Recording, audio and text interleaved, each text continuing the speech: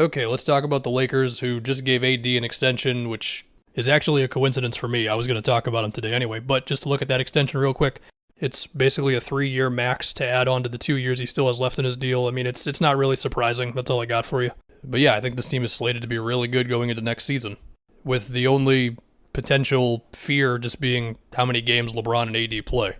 Which I say in kind of a matter-of-fact way, but I mean, you can't ignore it. Just go down their games played over the past few seasons, you know? Granted, LeBron's minutes and games played is a little more of a balancing act because he's going to be 39 years old this year, which is just unreal with how good he still is. I'll get to more of that towards like the tail end of the vid. But anyway, this team's defense was insane in the playoffs, so I kind of want to focus on that for a bit before we go to the other side of the floor. And of course, that starts with AD, as he was making the paint a no-fly zone almost by himself, whether it was in dropping back on screens versus the Grizzlies and just walling off the paint, or it was in round 2 of the Warriors where he had to play higher up on screens and do the sort of like back and forth thing you got to do against them. He did that well.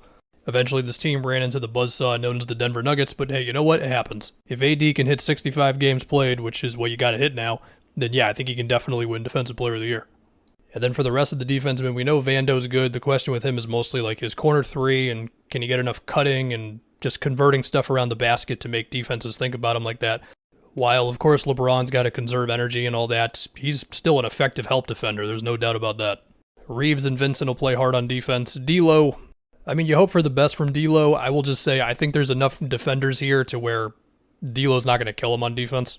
I know there's been a little bit of him or Vincent energy. I think D'Lo was going to start catch and shoot stuff and his pick and roll stuff with AD, even if he likes to be really patient coming around screens. I know there's more of a question with the playoffs with D'Lo, but D'Lo's cool. Occasionally frustrating, I know, but he's cool. But sure, Gabe Vincent's definitely going to play a lot, and I wouldn't be shocked if he ended up in some crunch time lineups if they just really emphasized his on-ball defense against certain teams and all that. And, you know, I mean, of course, we'll see what the shooting is with him. It can be streaky, but when it's going in, you're like, oh my god, I love this guy. Unless you're me rooting for the Celtics against him in the conference finals. I think Rui is fine for defense, and also we'll see if Max Christie can get minutes like that. He's going into his second year, and he's already gotten some noises like being like a good 3-and-D guy for them, who can do a little bit more off the dribble. It's just on this team, I don't know if you're going to get the opportunities for that. Similar to the guy they drafted, Hood Schifino, like he's a good pick-and-roll player, but also how much opportunity will he get to work with the ball in his hands? We'll see. Taurean Prince gives him more size on defense, who can also make an open shot. Definitely cool with that. And then there's the whole other big man with AD question. And I mean, we'll see with Jackson Hayes. Like the best days of Jackson Hayes' career were playing next to Valanciunas, where he was technically a 4, where he could like cut and all that off of like Valanciunas post-ups and screens. So we'll see with all that if he can play next to AD, but also defensively, like can Jackson Hayes just be consistently decent for you? That's really all you're asking for out of that big man spot next to AD, right? But that's the thing with Hayes, like he has not been consistently good defensively and all that. If we can get to the offense now, so I already did my little D'Lo spiel. Okay, you ready for the Austin Reeves take? I've said it before, I'll say it again, I'll try to keep this short. They just can't have him chilling on the wing, okay? We saw his improvements working around screens, pull-up jumpers in some of the games versus the Grizzlies, catch-and-shoot stuff, screening for LeBron screening for him. Of course, his foul drawing, getting defenders on his back and all that. Like, he just showed all the signs you want of another ball handler on this team, to where LeBron doesn't have to do absolutely everything for you, and you don't have to ask too much out of D'Lo and all that. Now, as far as how this offense can look overall, I mean, like, it's AD screening for a lot of guys, right? It's AD screening for D'Lo, it's for Reeves. I want to talk about the LeBron-AD pick and roll and what it's looking like nowadays in like a minute.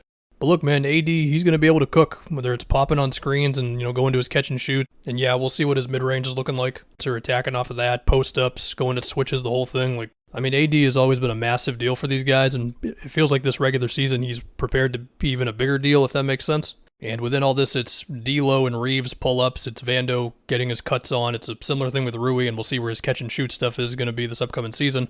Because, of course, in the playoffs, he had stretches where he was just Reggie Miller, pretty much.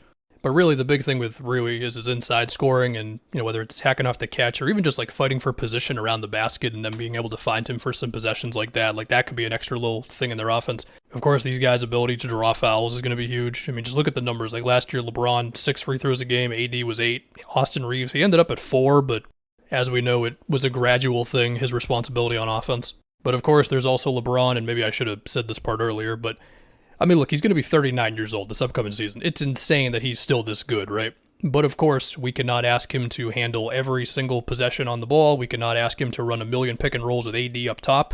I mean, it's got to be more managing stamina and all that stuff. We get it, right? Can Darvin Ham get something of the LeBron AD pick and roll. Whatever version of it can be at this point, given LeBron's age, and you don't want to put too much on him and all that stuff. Now, of course, teams, they'll try packing the paint like crazy on that sort of thing. They will also try to switch it depending on the matchup. Like, we get this, but I would like to think that there's still something there you can go to while not tiring out LeBron too much. So the occasional one up top, sure, whether it's, empty corner stuff, whether it's like within the 3-point line actions. The last thing with LeBron, we'll see with the 3-ball. I mean, I don't think it's surprising to see a damn near 40-year-old who was dealing with a foot injury shoot a few more contested threes. I think transition offense should be huge for these guys, given how good I think their defense is going to be. So yeah, I like the team, man. As far as seeding next season, I mean, again, a lot of that's going to come down to how many games LeBron and AD play, but as we all just saw, it doesn't really matter what seeding they are. You have to take them seriously. But still, for the sake of convenience, you'd want to make it easier on yourself and get a higher seed, all that stuff. So we'll see. But yeah, they look really good.